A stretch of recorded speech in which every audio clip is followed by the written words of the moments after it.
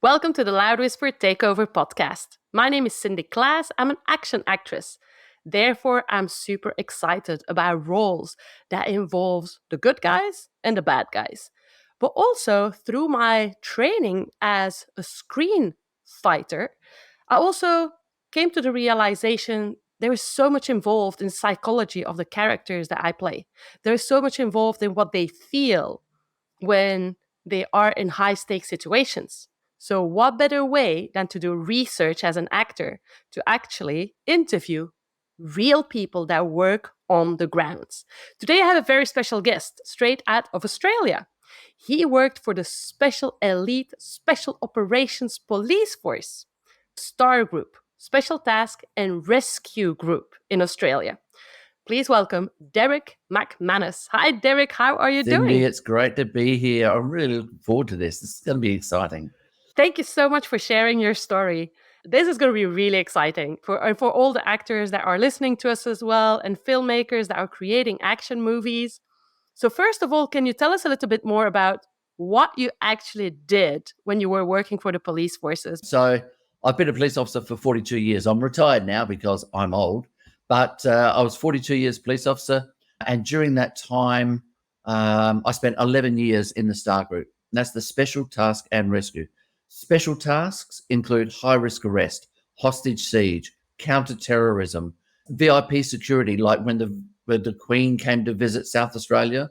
We were the close quarter protection to the Queen, plainclothes, undercover, all that sort of stuff, right up close to the Queen. We also do the rescue, so it's cliff rescue, cave rescue, mine rescue, helicopter operations, and dropping into environments out of the helicopter, fast roping out of there. And I was always also a tactical diver.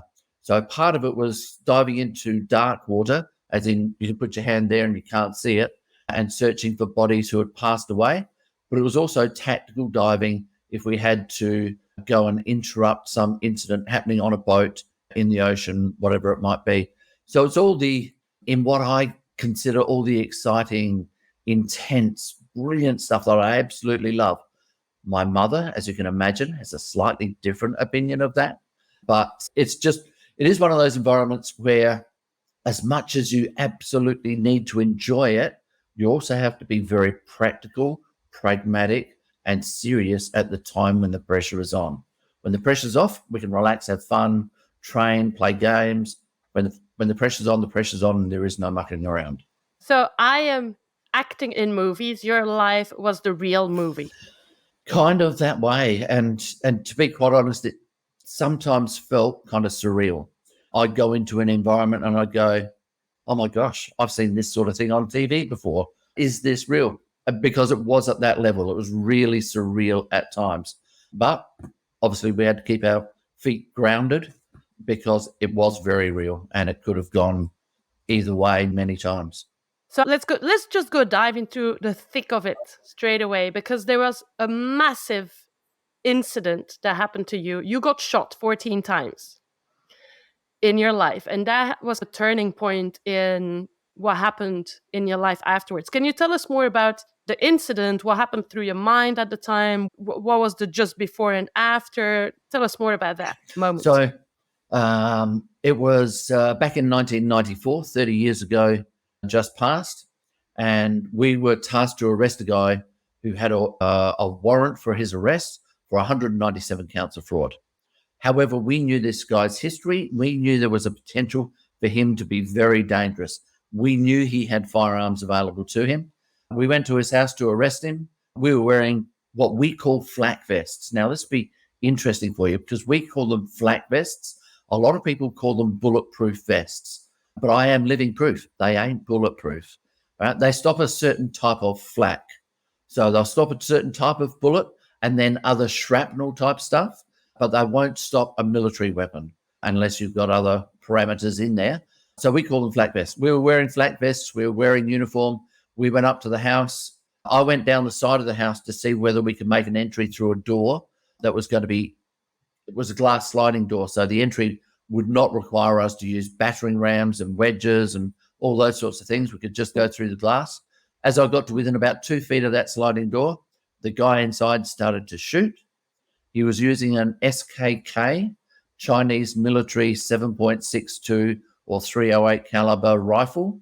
He fired 18 times in less than 5 seconds. He hit me 14 times with either bullets or shrapnel. And when I first got hit, just complete overwhelm. I don't remember actually feeling any pain. I don't remember hearing any sound.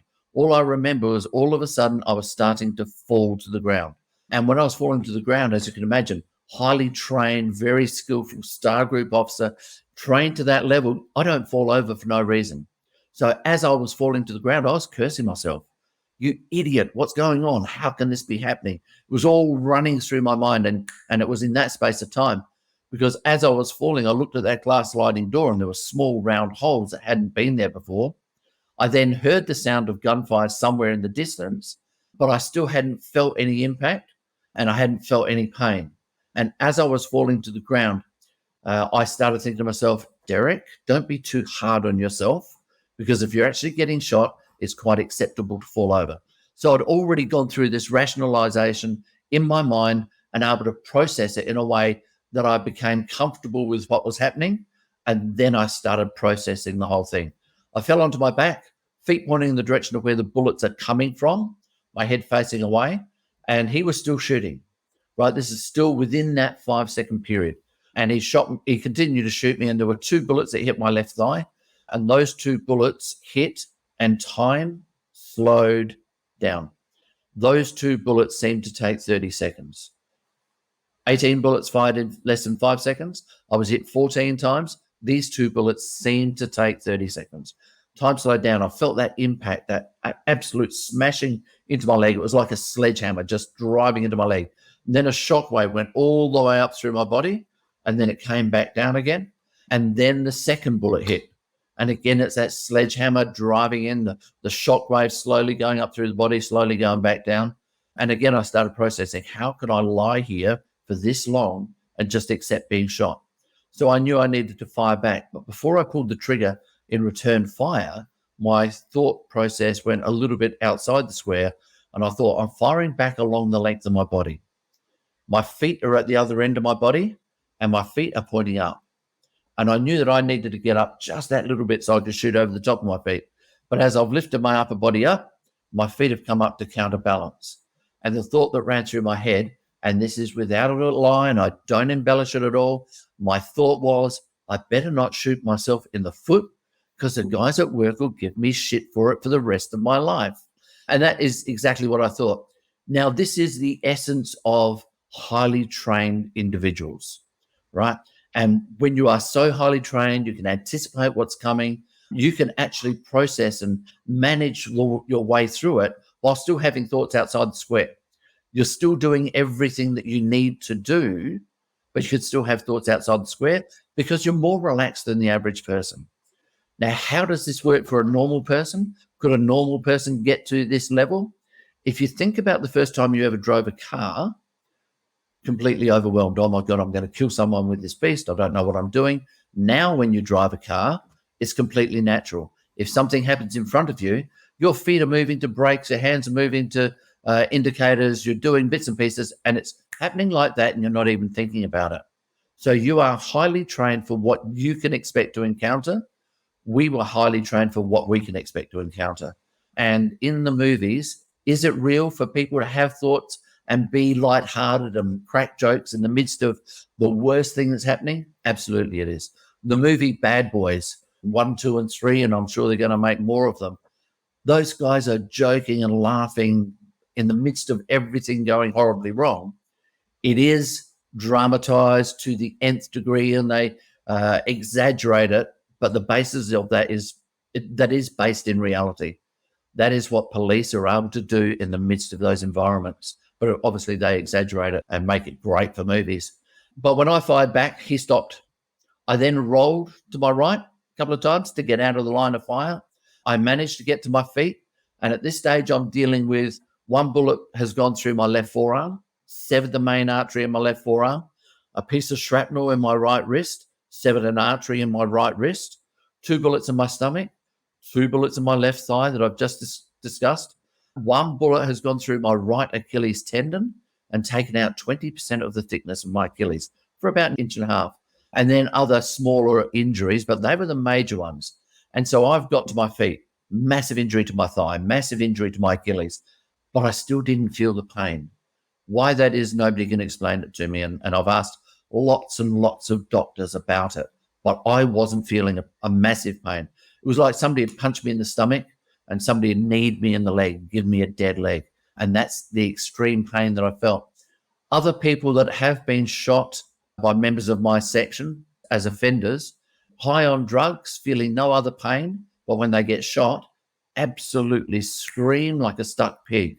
So there's no way of telling what's going to happen when you shoot someone. Sometimes it's painful, sometimes it's not. Sometimes you're completely overwhelmed. Sometimes you are still able to think rationally through and be light-hearted in the midst of it all. But I got to my feet. I staggered around the corner looking for somewhere safe to hide from the shooter and wait for my mates to come and get me. I called out to my mates, I'm hit, I'm hit.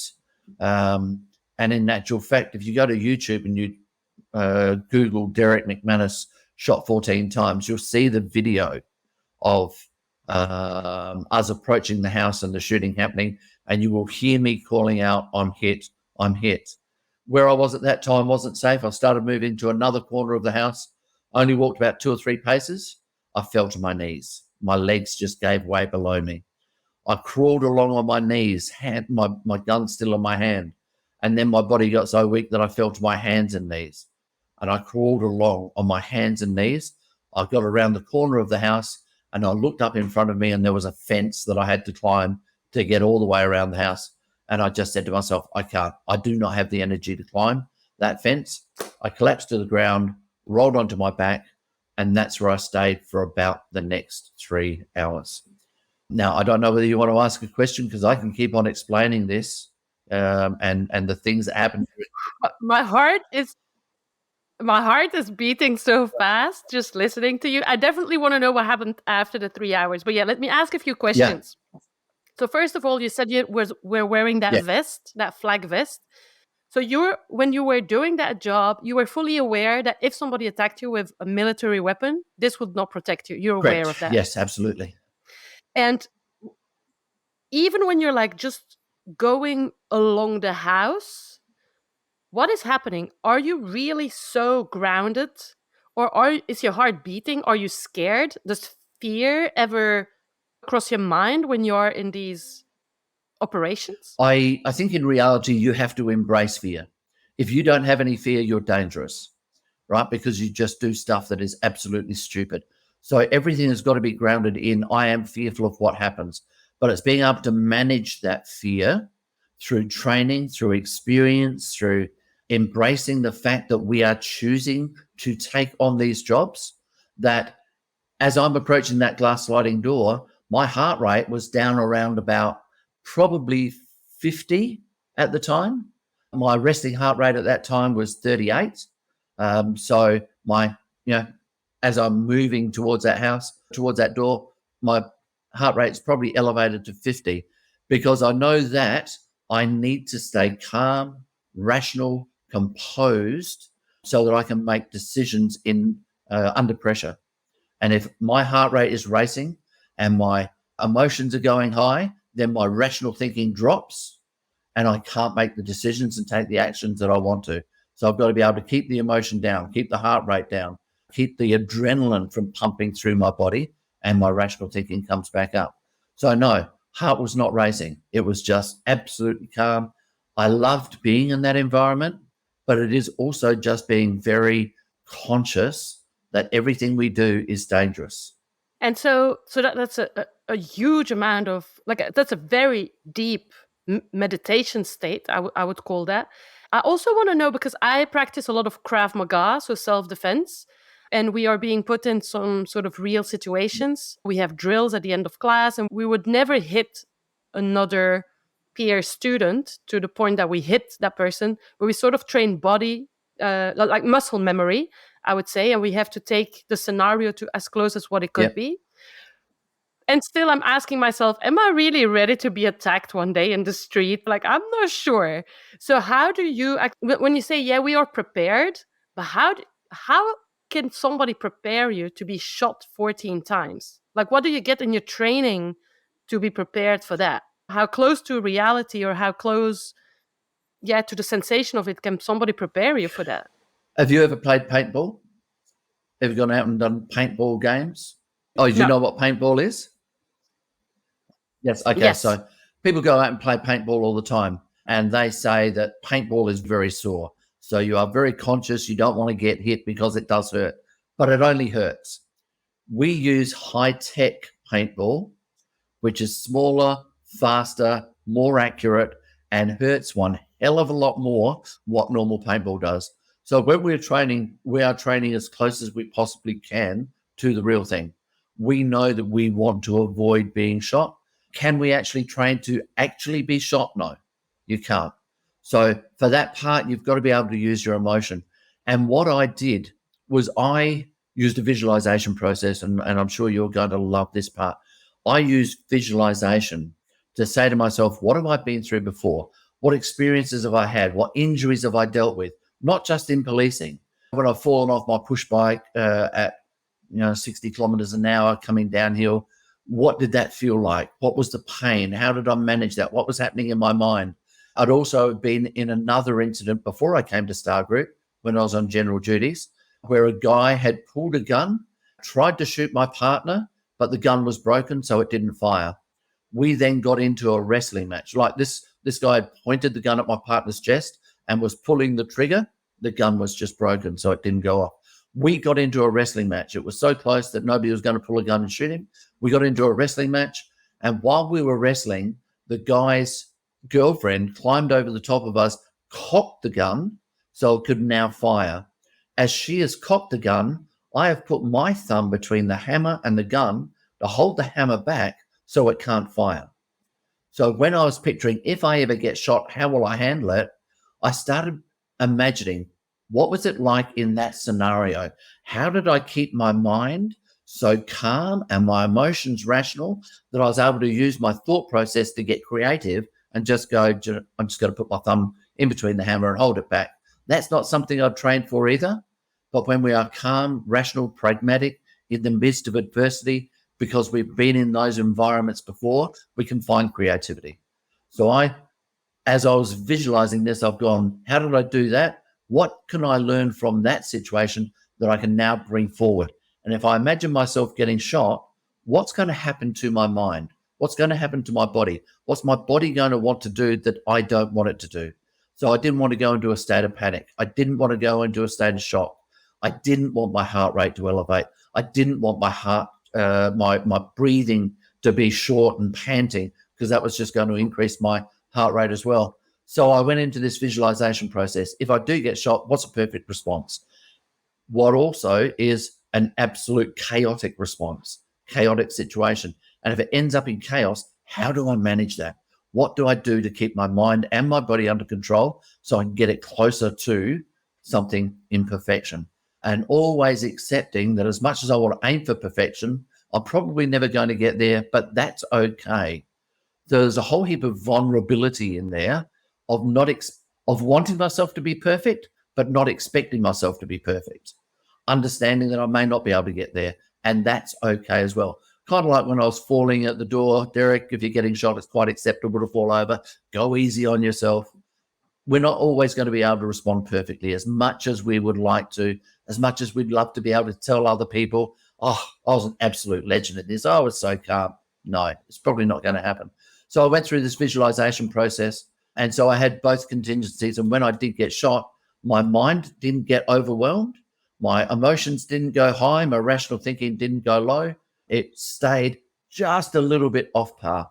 And so I was able to do the creativity thinking in the midst of it and try and find solutions. Okay, this is what I'm experiencing. How am I going to handle this? How do I keep those emotions low and create the outcome that I want by design rather than good fortune, misfortune, or whatever else it might be?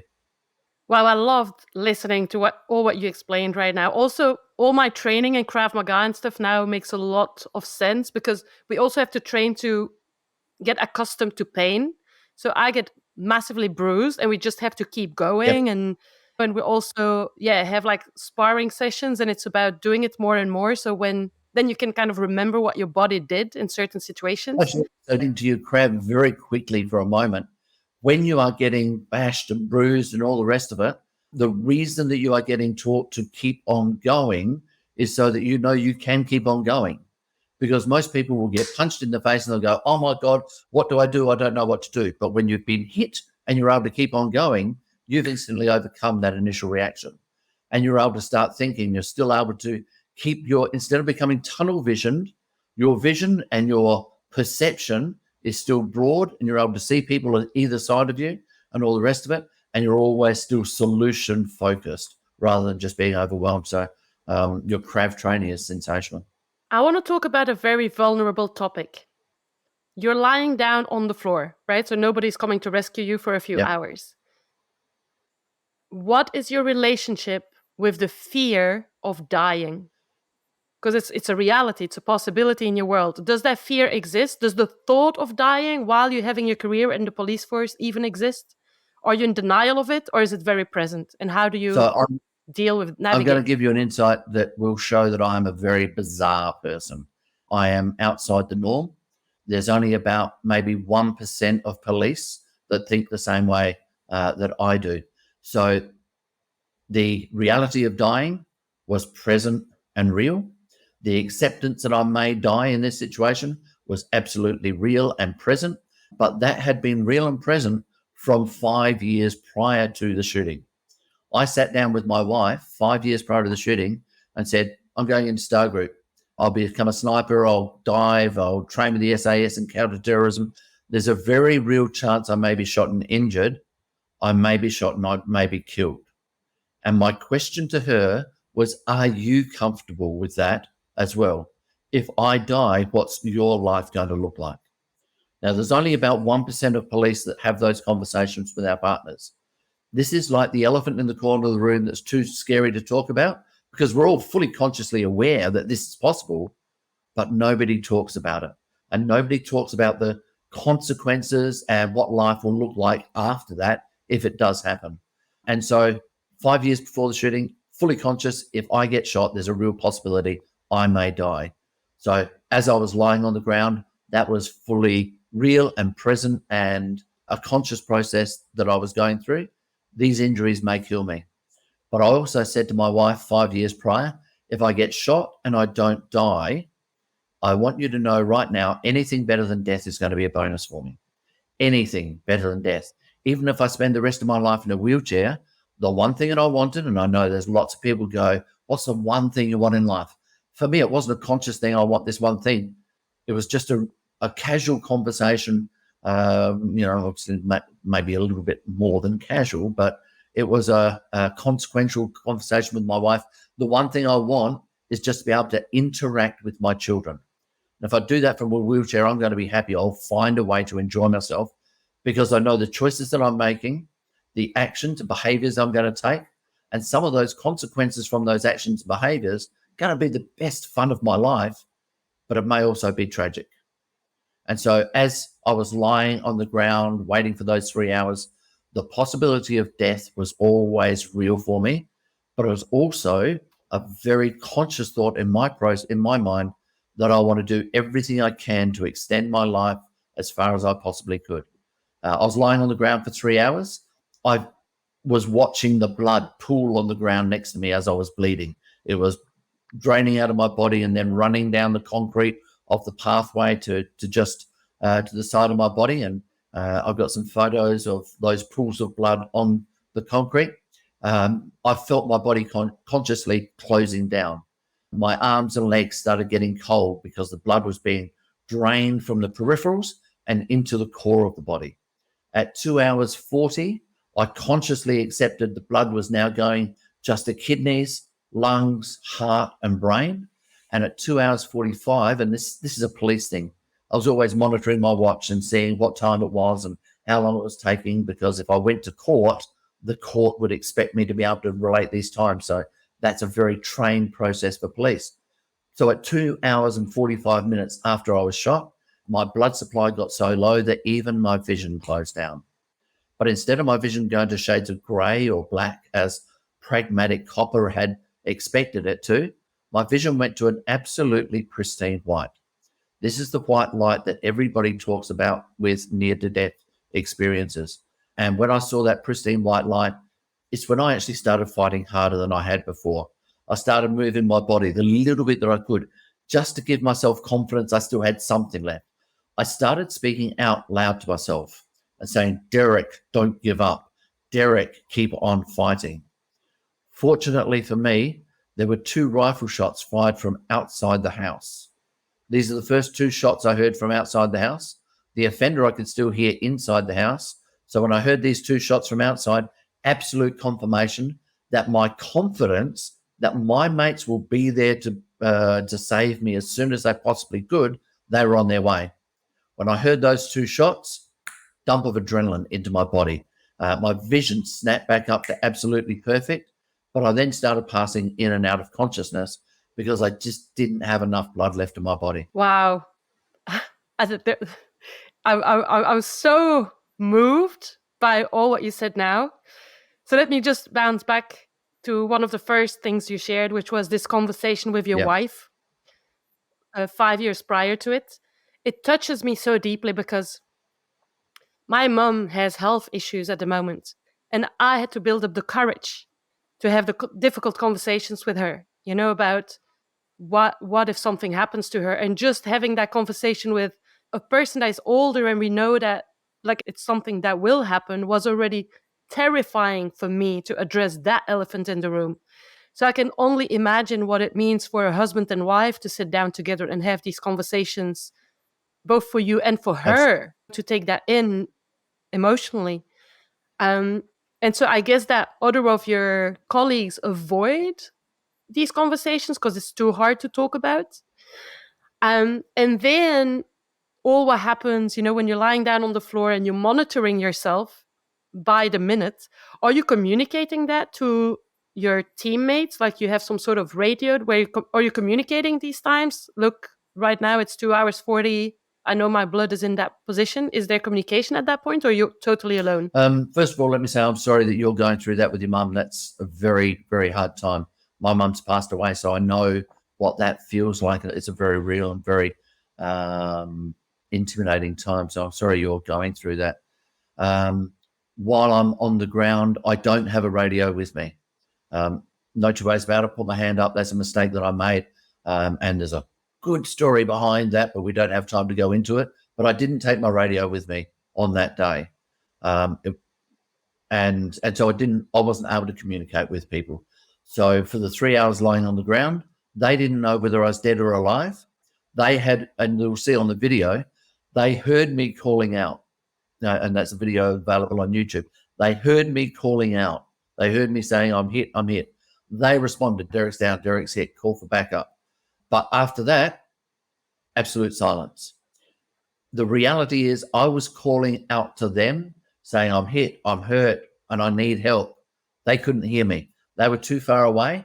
The offender was still shooting, and he'd moved up into the roof of the house and just shooting in a random direction, looking through ventilation bricks at people moving around and putting bullets at their feet. He was trying to hit them, but because they were going through this ventilation brick, they were hitting the brick and just being deflected. And so it's just very good fortune that somebody wasn't hit. But they were also calling out to me, Derek, where are you? Derek, where are you? And it's the video that I see afterwards. This part of the video is not available to the public, but the video shows them calling out to me. And so I know they were doing it. I didn't hear a thing. So they don't know whether I'm dead or alive for the 3 hours that I was on the ground. Those 2 bullets fired, that gave me that adrenaline dump and brought my vision back up. That was the first step of the extraction team, the rescue team, coming in to get me. The guys who came in to get me were told, we don't know whether Derek's dead or alive. We don't know whether you're going in to pick up a body or whether you're going to pick up Derek. There's a very real chance you may be shot and injured. You may be shot and killed. And every one of those guys had the opportunity to say, no, this is too dangerous. And in my mind, that would be a smart decision. This is too dangerous. The threat was there. They may be shot and injured. They may be shot and killed. They thought that the offender had a position in the house where he could see whatever's going on around it. Every one of those guys stepped up to the plate and said, no, this is what I've trained for. My mate's out there. I want to be the one to go in and get him. And they came in under fire and risked their lives to save mine. The first doctor to get to me said by the time they picked me up, got me into the truck, drove me to where the ambulance was waiting, and the ambulance was waiting in a place that was still in direct line of fire from the shooter, just a very unfortunate place. And they treated me for 10 minutes in direct line of fire. And if they didn't treat me for 10 minutes, I would be dead. The doctor said I was about 30 seconds from death. In actual fact, the doctor has said that all the textbooks, and I smile because, this is a little bit lighthearted on the doctor's side, but it's very real at the same time. The doctor actually said all the textbooks say that my heart should have stopped. He then goes on to say, the only reason my heart didn't stop is because I hadn't read the textbooks. And that's how he explains it. He just doesn't understand how my heart didn't stop. So I'm very fortunate. But I put that also down to mindset. As I alluded to before, the 4 things that I needed to do that I already 5 years prior to the shooting had planned was control panic. Don't let panic take control of the incident, which is like your craft training. Don't panic. Keep on going. Keep on moving positively. You can have an influence if you don't panic. So I had to control panic. I had to control shock, the body's response to major trauma, physical and psychological. I had to slow down my heart rate and I had to slow down my breathing. And they are the things, being able to keep all that under control for 3 hours, that actually kept me alive. So a whole team of people really are having your back and are like, no, we're going to rescue Derek. And maybe as well, you have done that for others during your career when others were injured.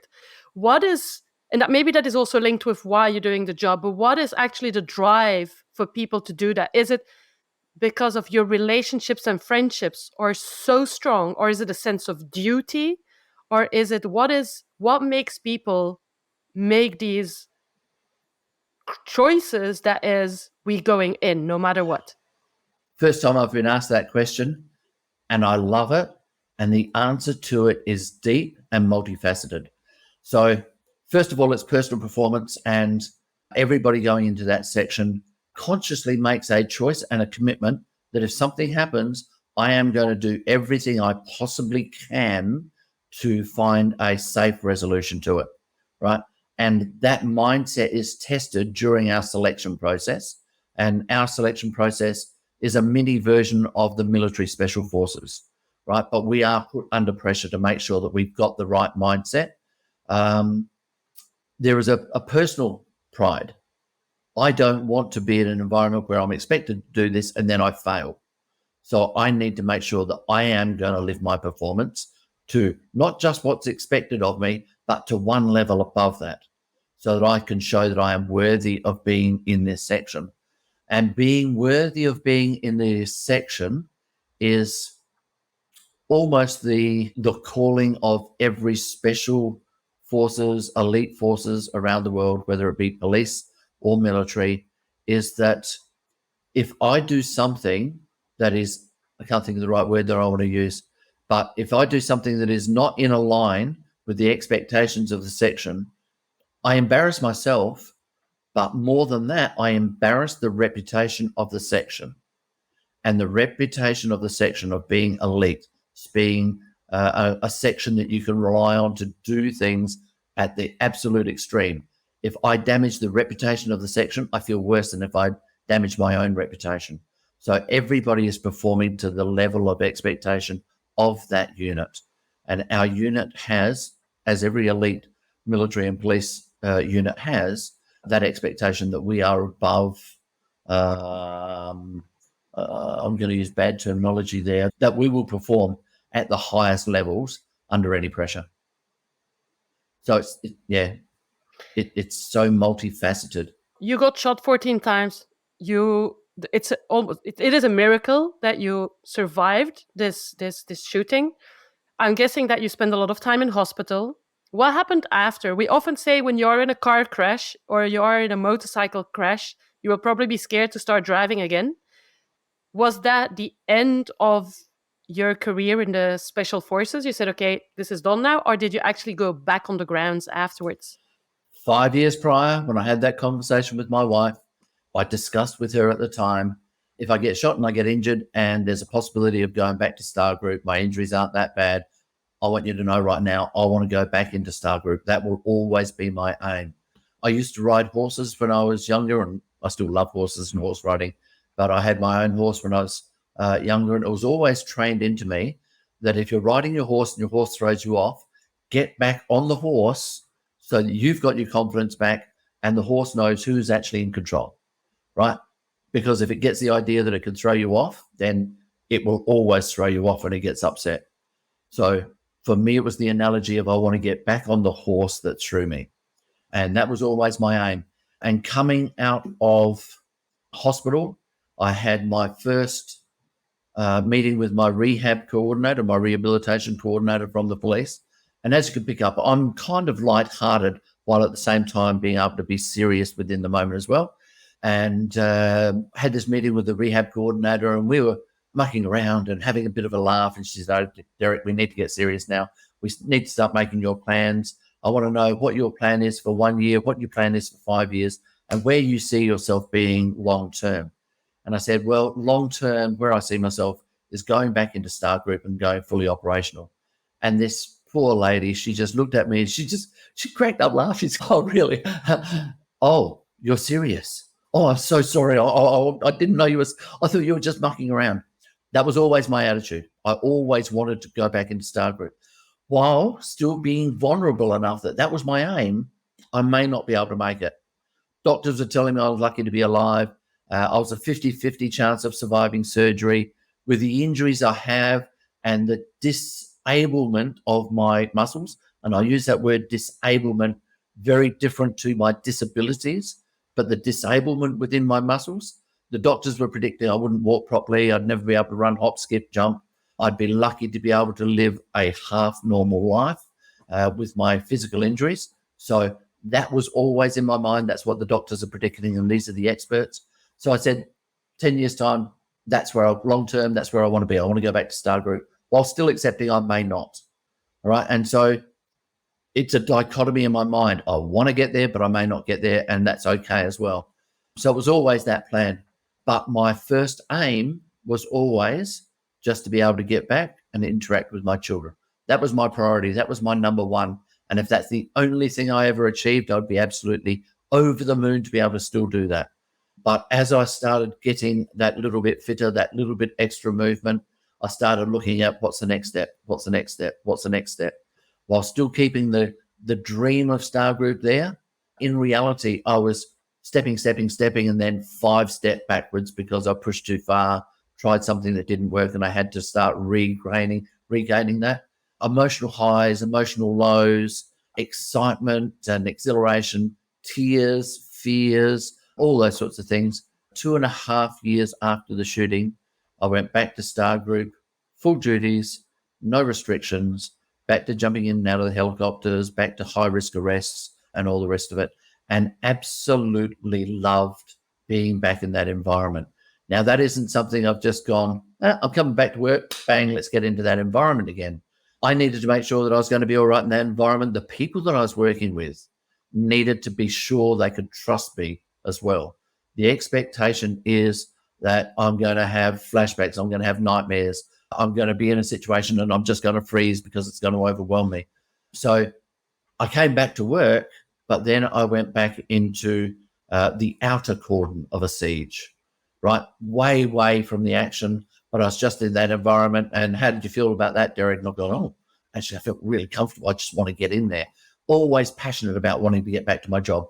Then I went to the inner cordon, so still outside of the actual incident and just containing things, very comfortable with that. Then I went to the arrest team. The arrest team comes in after the entry team has already been through, brought the offender out, hands the offender over to the arrest team, and then they go back and clear the building again, and felt very comfortable with that, went back into the entry team. So it was all staged, monitored, and I never balked once, always felt comfortable because I had the same reality of mindset. 5 years prior to the shooting, I knew there was a possibility I may be shot and injured, I may be shot and killed. Now going back into the environment, it was exactly the same situation, and my mindset was never changed. A lot of people say, Derek, you must have gone through an aha moment. It's changed your life. You must look at life from a different perspective now. And I'm very, very fortunate that I've gone back to living exactly the same life with the same attitudes, with the same perspectives that I had before. Some of the simplest and most beautiful comments, observations that friends have made of me, most complimentary, are Derek, you're exactly the same person now as you were before the shooting. You haven't changed. And that's just a huge compliment to me that sits beautifully with me, that it didn't change my life. And most people talk about after something like this, you would have post-traumatic stress. I have actually experienced post-traumatic growth. So I'm able to learn from this. And now what I do is share that learning with other people. And Cindy, it's an honor to be able to share it with you tonight. Wow, post-traumatic growth. I just love that term because I'm like, in how many other areas of our lives could we actually just take a moment, take that in and think about how can I take this, whatever is happening to me, that is not even a shooting, but how can we transform this into a post-traumatic moment of growth? You also touched on the fact that when you reintegrate your team, there's not only you that needs to be strong, there's also relationships that need to be, people need to trust you, that they know that you are strong and focused in those situations. Is it an environment where you lose a lot of teammates or people sort of in those police forces for a short amount of time and then eventually they drop out because stress is too high or something happens and they don't come back like you? Is it a constant sort of environment where you have to rebuild teams, or is it on the contrary, no, once you enter those police forces, like these friendships or those work relationships are very long term? Like what sort of environment are we Yeah, working the in? relationships within the police department are very long term. Um, whether it's in Star Group in the elite area or whether it's general patrols, it doesn't matter. We know that our lives are on the line, whether we're walking up to a house for a domestic violence situation. A couple of my mates, as they were knocking on the door, somebody has fired through that door. We're trained to stay out of the line of fire, but they fired through the door. So the threat is real and present for every member of the police force. So we're so close there that those relationships last forever. Having said that, there are personalities that I don't get along with and don't get along with me in the police. And we all have to be able to accept that. There are some people that, do you know something? If I never see them again, I am not going to lose any sleep over it. But that's real in every part of life. But certainly there are bonds that I haven't seen people for 20 years now. And if we ran into each other, it'd be, let's sit down and have a drink and catch up, and the conversation go on like we were with each other yesterday. I also want to ask you who you were before entering the police force, because now we're talking, I know you're retired from the police forces, but you're this very gentle, wise, humble, down to earth, funny man. But you had many years to build that wisdom and that calmness in you. But who were you before choosing this career path? Were you somebody that was extremely intense? Were you somebody that was extremely into combat sports? Were you somebody that, on the contrary, was very introvert? How would you describe yourself Wow, before? that's a really good question. And it's just an interesting perspective, because now I'm out the other end and you're asking what it was like on the opposite end before I came in. I think I was just an average child. I wasn't out there. I didn't do any self defense. I mixed with a lot of people. I probably had a fair amount of insecurities within myself. But I think all teenagers, all children do have their own insecurities. And am I being judged? And there were a lot of people that I didn't get along with back in my childhood, but I also had this really tight community around me. I wasn't bold and brash and brave in my mind. I was in a lot of bullying situations where I didn't fight back because I wasn't bold enough. I didn't know what to do in that situation. So there was a lot of growth and learning from role models as to how to develop my life as I grew through it. And I'll be completely vulnerable here. I had some very immature periods, even in my adulthood, because I just wasn't sure what to do. And I tried to be the bold guy and just acted immaturely. And so I had to then go, do you know something? I made that choice. I now need to own that and do something better next time. And that's, yeah, and this is the first time I've thought about it this way. That's probably where that wisdom started building in. I made the choice to act that way. I've got to own it and just accept you were an idiot, Derek. Don't do that again. And I think that introspection of being able to analyze what we've done, why we did it, and how we would be able to perform better next time was probably the baseline for most of the things that I've done in my life now. And then a pillar of courage, or at least that's the impression that I really get from her, seems to be your wife that was able to sit down with you, have these conversations and stuff. How would you describe your wife through that period? Because being the wife of somebody with your career, it takes something. I think there was a fair difference between my wife and I. The reason I had these conversations was I wanted to be as real as possible and accept the reality of my choices. I think my wife, and we are divorced. We divorced 2 years after the shooting. I think she was living in the this won't happen to me. That happens to other people. That happens in movies. This won't happen to me. And so, as much as she was willing to engage in that conversation, I don't think she approached it with the same reality that I did. And when I did get shot, I think it absolutely shocked her that the reality was here. She'd also read a lot of stories in magazines about tragedies that happen to families. And then the magazines do a follow up 12 months later where everything's nice, sweet for the family, everything's back to normal and they're living a happy life. And that was her reality. And this is a conversation we had afterwards. And she said, Derek, it got to 12 months and nothing was better. And that's when she lost it. She just absolutely had to accept that this was real and it was going to last many, many years.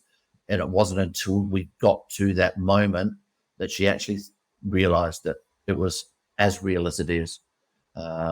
She loved the reputation that came with being the wife of somebody in the special operations unit in the Star Group, because that comes with its own reputation. And don't get me wrong, I love that reputation of being in there as well, but it also came with the reality. Whereas I think she was just wrapped up, as a lot of people are. And I'm really not trying to be negative about my ex-wife. She was a lovely person. And we're still good friends now. So there's no animosities there. But I don't think that conversation was as real for her as it was for me.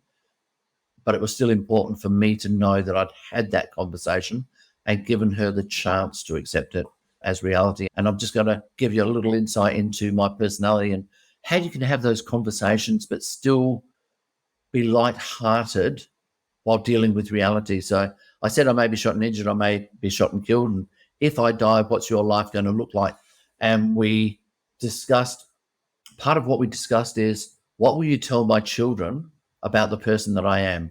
That I made choices to put myself in an environment where I knew this might happen and I still went in there. What would you tell my children? So we had that discussion. I then had a discussion with her about, what will you do afterwards? Will you just go on and get married? Will you stay single?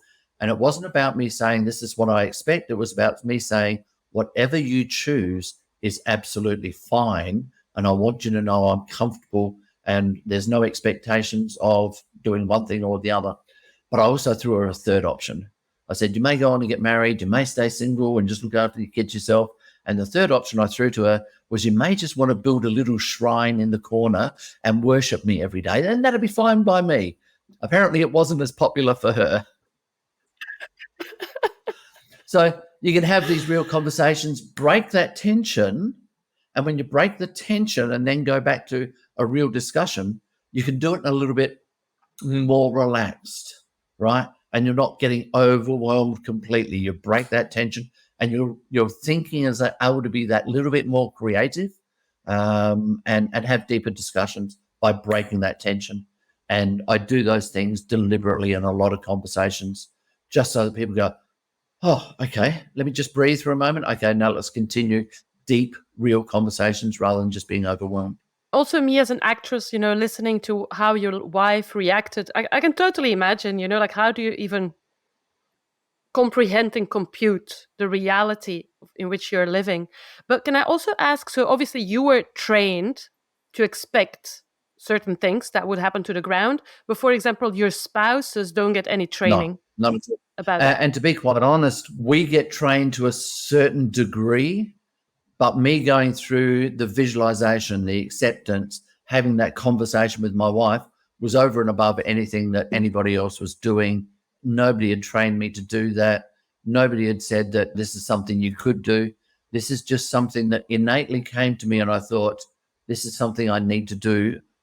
Basically, it was essentially it was a service to my wife, just to make sure that she had as much acceptance of the reality of the dangers as what I did, and that made me feel better that she was as prepared as I could help her with. Let's fast forward now. So, after a whole career in the police forces, you actually took all those life lessons, took all that wisdom, took a lot of skills that you nourished throughout the years, and you build your own business. Can you tell us more about what your business is doing? Okay, so while I was still in the police, people asked me to speak at conferences and tell the story of the shooting, and I've gone, not a chance. If you want the hero story, the guys who came in to get me are the heroes, pay them money. Um, Human body holds 10 units of blood. I used 24 units of blood in 7 hours. And the blood service came and said, would you like to say thank you to blood donors? And I've gone, yep, no problem. Saying thank you was easy. That was about them. It wasn't about me. When I started speaking to them about what I did, what their blood donation meant to me, and how I handled that, people were saying, oh my gosh, I've taken this out of that. You've changed my life. And I realized there was more to the story than just the hero story. And so then I started talking about personal leadership, resilience, and now I'm talking about what I call human durability. And that is resilience on steroids. It's about our ability to not just problem solve and bounce back and be resilient. It's about having some anticipation of what might happen. How is that going to affect me? How can I best respond to it? And how might I be, what might the future look like afterwards? Now, this in essence is exactly the conversation I had with my wife. What might that future look like afterwards? But I do that in every aspect of my life, and I now teach people how to do that for themselves as well. But I also teach leaders how to do it for their teams. And I teach organizations how to do it for their people as well as the organization. Your organization is going to make a choice to take this action. What might the consequences be? We always take action because we want the best, but what might the worst look like? And so I say that we need to have open, honest, and confronting conversations about the reality of the future.